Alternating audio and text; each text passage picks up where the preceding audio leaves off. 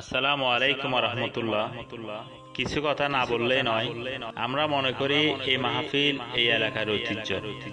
ঈদে মিলাদুন নবী সাল্লাল্লাহু আলাইহি ওয়াসাল্লাম ঘরে ঘরে মসজিদে ও বাড়িতে হলেও কিন্তু এইটি মনে করি আমাদের ঐতিহ্য।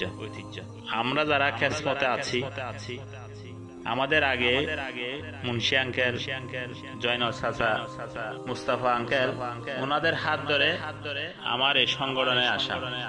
দুঃখের বিষয়, এর পরবর্তীতে উল্লেখযোগ্য পরবর্তী জেনারেশন সম্পৃক্ততা হয়নি। আমি এই সংগঠনের সাথে সম্পৃক্ততা প্রায় 23 বছর। আমাদের অনুরোধ ছাত্র ভাইরা ও দেশে বাড়িতে অবস্থানরত যারা আছেন আমাদেরকে সহযোগিতা করবেন, যাতে করে আমাদের এই ঐতিহ্যকে সামনে নিয়ে যেতে সহজ হয়। আর বিশেষ করে আমাদের ছোট ভাই নজরুল ও বড় ভাই রুকন সওদাগর দুনিয়া হতে চলে গিয়েছেন।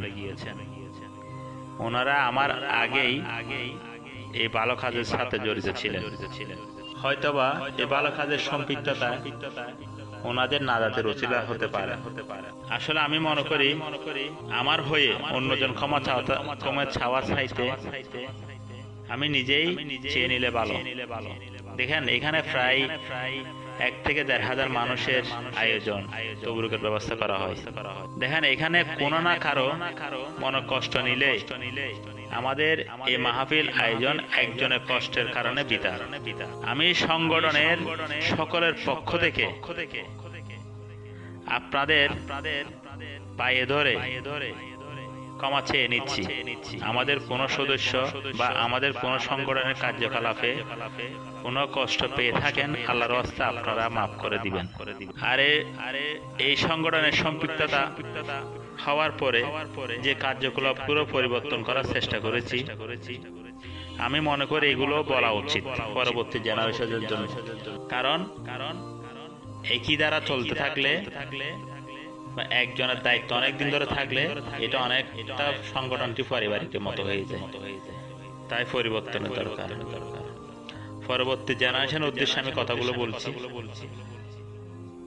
আমরা চেষ্টা করেছি আমাদের আয়োজনকে, আমাদের মাহফিলকে শিরক মুক্ত করার, এবং দ্বিতীয়ত হচ্ছে আমরা চেষ্টা করেছি রাজনৈতিক মুক্ত থাকা।